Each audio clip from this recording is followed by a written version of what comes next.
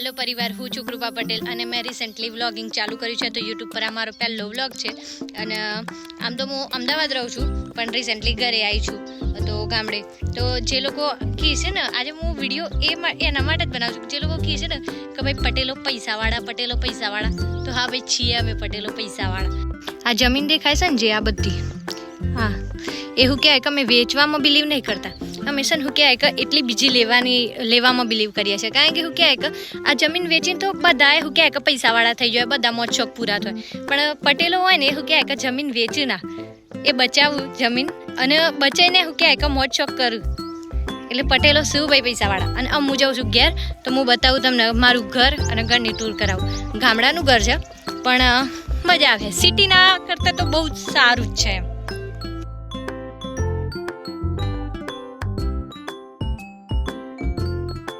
આ છે ગાઈસ મારું ઘર. હું કહેવાય કે જેટલો તો ઓગણો છે ને અહીંયા, હા ઓગણાની જગ્યા છે એટલી તો કદાચ સિટીમાં શું કહેવાય કે આટલામાં તો બધા ફ્લેટે બની જતા હોય, મને એવું લાગે છે. શું કહેવું, સાચી વાત છે.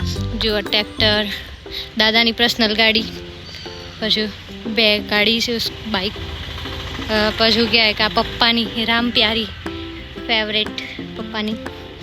એ શું કહેવાય કે મને લાગે છે અઠવાડિયામાં 2 વખત તો મારા પપ્પાને ધોતા જાય. આજે ધોઈને જ મૂકી છે. ક્યાંય કાં છે ઘર મારું, દાદા બહાર બેઠા છે. બતાવો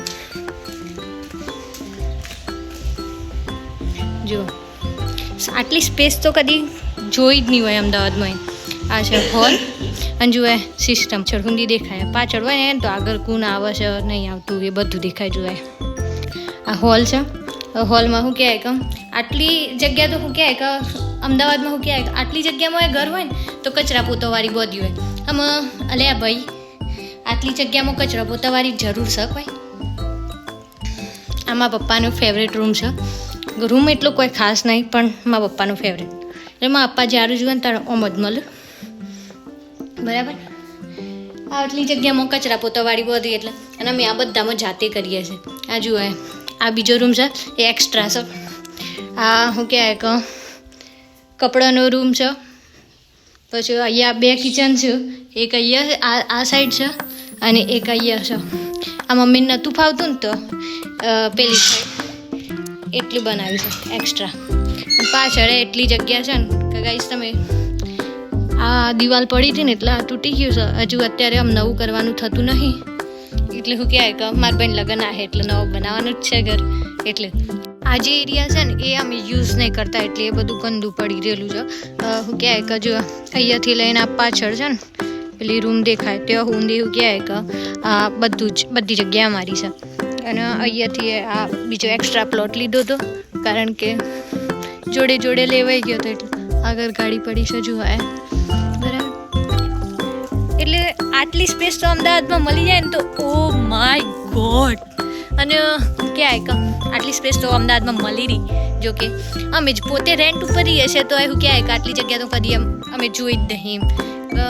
એટલે ઘેર આવીએ ને એટલે થોડી આમ મજા આવે. જગ્યા મળે, ખુલ્લું વાતાવરણ, આજુબાજુ ડુંગરા છે. અને આ જે પાછળ છે ને અહીંયાથી રસ્તો છે મારા સાસરીમાં જવાનું. મારા સાસરી આ ખેતર બી એમ ના જ છું મારા સાસરીવાળોના. એટલે મારા સાસરીનું શું કહેવાય કે બધીને ચાલીને 2 મિનિટનો રસ્તો છે. એટલે ગામમાં સાસરી ગામમાં પિયર છે. જે લોકો એમ કહે છે ને કહું ક્યાં કે ગામડામાં ના ફાવે એટલે ભાઈ ગામડામાં આવો, હેવન છે હેવન. અને હું ક્યાં કહું એવું નહીં કે ભાઈ સિટી જેટલી ફેસિલિટી નહીં, બધી ફેસિલિટી છે અહીંયા. હું કહેવાય કે એસી છે, પછી હું કહેવાય કે સોલર પેનલ દેખો,